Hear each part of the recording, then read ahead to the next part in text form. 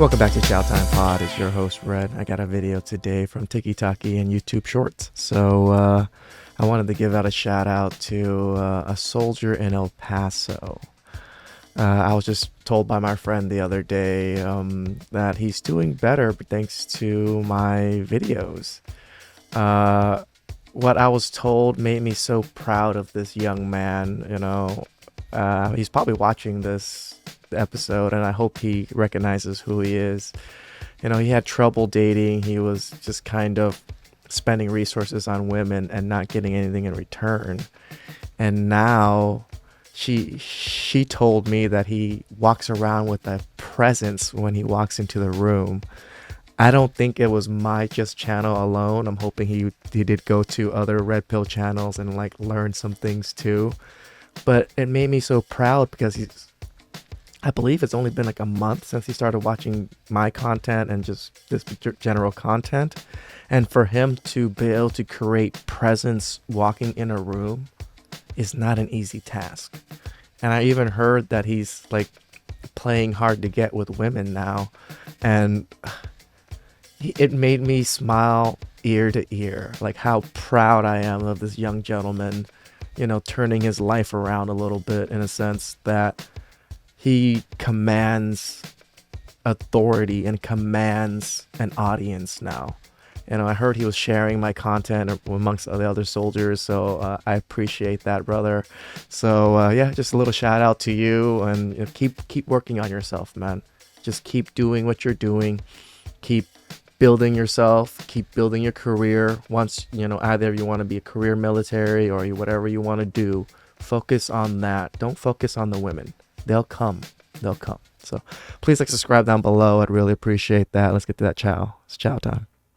Do women create a culture of podcasting and memes ridiculing men who are under 6 feet tall? Yes. Do I tell a 5'10" guy is low value? Yes. In retaliation. Call her daddy. I don't want that. Call her daddy. The biggest podcast in the world. $50 million. I'm just saying I have yet to see a blue pill podcast. No, it's not blue pill podcast because no. There's all these things. What do you call a guy who's 5'11"? A friend? You haven't seen this meme? Watch anything Absolutely. by You know, it's not podcasts. It's daytime talk shows. The View and all these women talk shows. They talk about these things constantly.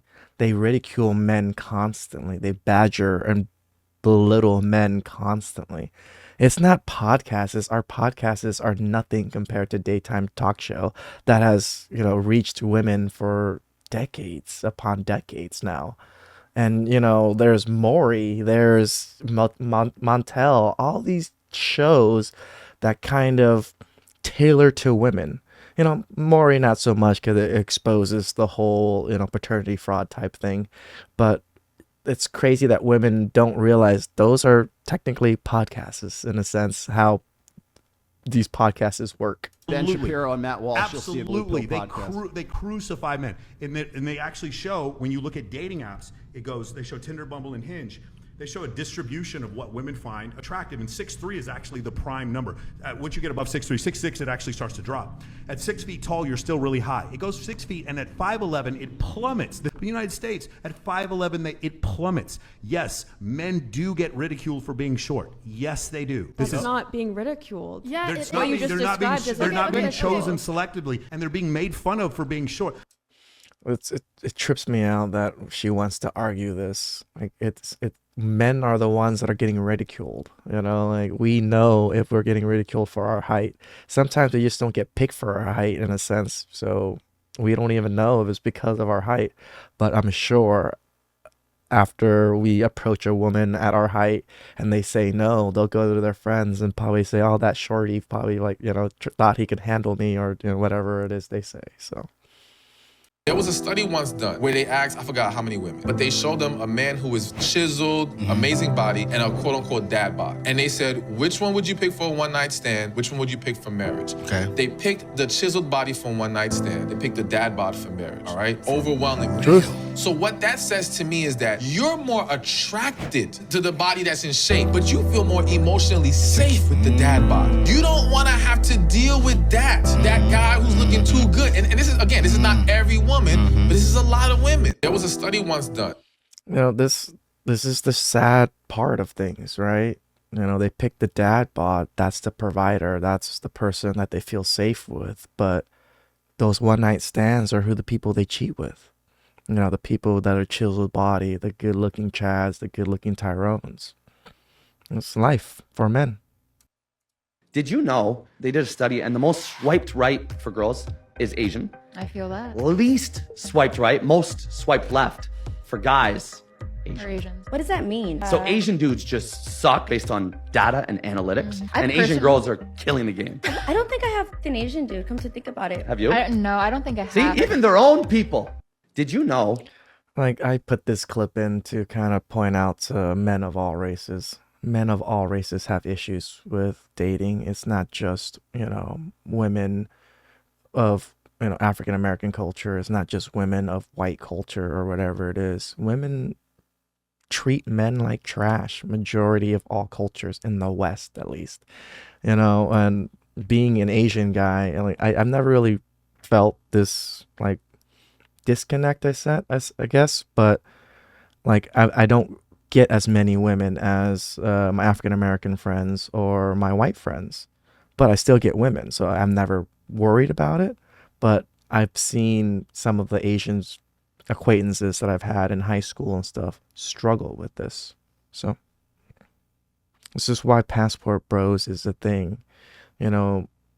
Like, yes, maybe BTS or BT, whatever they're called, maybe change the game a little bit for Asian guys. But I think just go where you're wanted. Go where women appreciate men in general. They don't care about you're Asian, you're short, or you're nerdy or whatever it is. As long as you're a good man that can provide, you're good.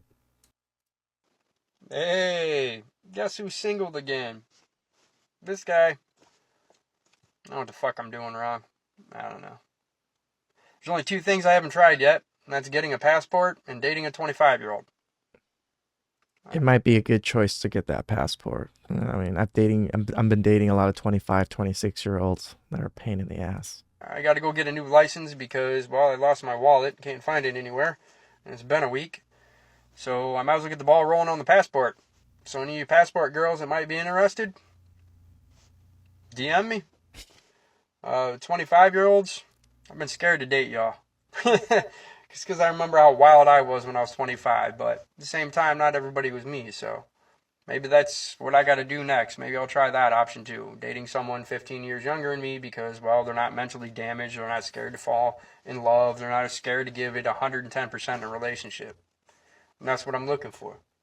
I don't need a mommy. I don't need a housewife. I don't need no one to do nothing for me. I don't need you to do my laundry. I don't need you to tell me how special I am every day. Like, We really I don't. need a partner. That's what we want. Someone to build a life with. Someone, we can make plans to go do stuff. You know how much I miss being at work and like, oh, I got plans to go do this with my lady, and all week I'm looking forward to going doing that. Like, it makes life more fun. It does. It really I'm not does. scared to We always talk about MGTOW and passport bros and just not dating in the West. Some people want to date in the West. Some people want that companionship. Some people want to get married. It is what it is. I don't talk shit on any men to want that whatever they want to do. It's their choice. I advise against it, but I mean, I date in the West and I wish to marry it in the West if possible. But if not, yeah, I know where my options are. Like, I know I've traveled where a lot of men have never traveled, so they've never seen what it is on these other countries.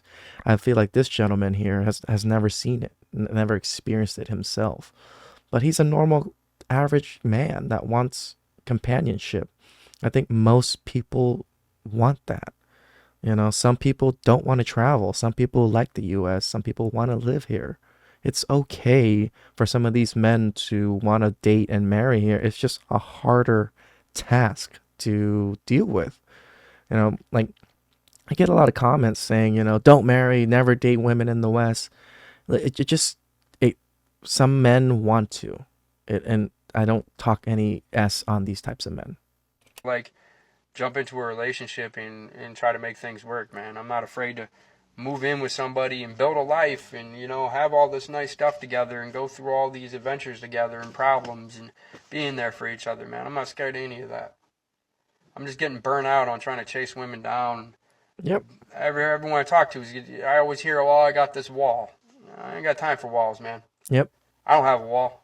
I mean, I watch for certain things, you know, like I won't bring any woman around my kid unless we've been together for a while and I feel safe. Like I know that we're gonna like be together for a while, at least, you know. Other than that, you know, I'm pretty open to anything. So I don't know, all you ladies out there, if you're interested, here I am. Yay. If not, man, it's all good. I don't know. A lot of people are like, enjoy being single. It's so much fun. No, it's not. Not for me, it's not. It sucks. I don't like being single.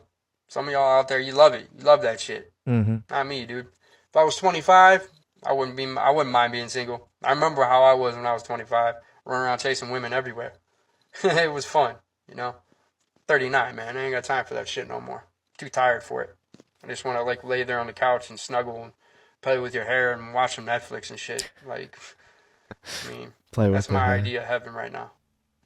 But anyways, I'm done rambling. So, God bless y'all. I hope you're doing great out there. I love y'all. And if anybody's interested, hit me up. Stitch me. Again, you know, men of all races are struggling. It's women in the West that have such an issue with men of all creeds. Doesn't matter what we are, doesn't matter who we are, doesn't matter how nice we are, doesn't matter how successful we are sometimes. They really don't want to give certain men a chance. And even if they do, they're not what we're looking for. They're not the people that want to build with us. They're not the people that want to be housemakers. They're not the people that want to help raise children.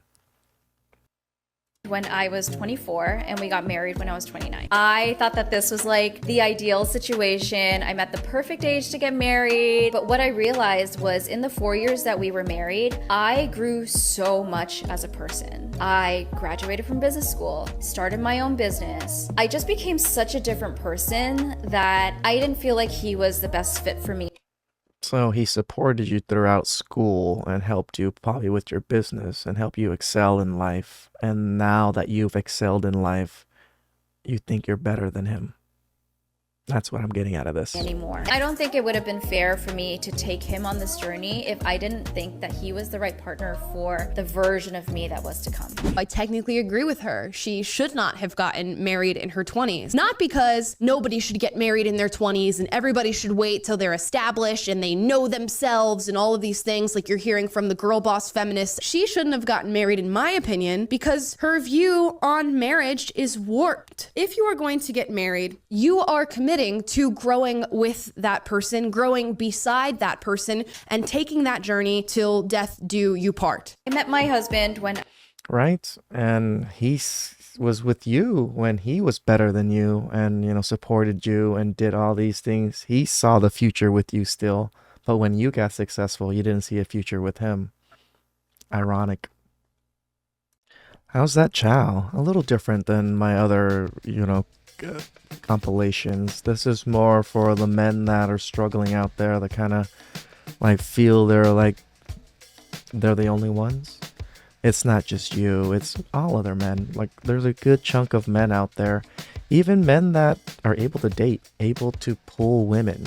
I date all the time, but it's so hard to find good women. You know, a shout outs again to El Paso guys. You know, thank you guys for supporting and keep working on yourselves. Please like and subscribe down below. I'd really appreciate that. I'll catch you guys next time. Ciao.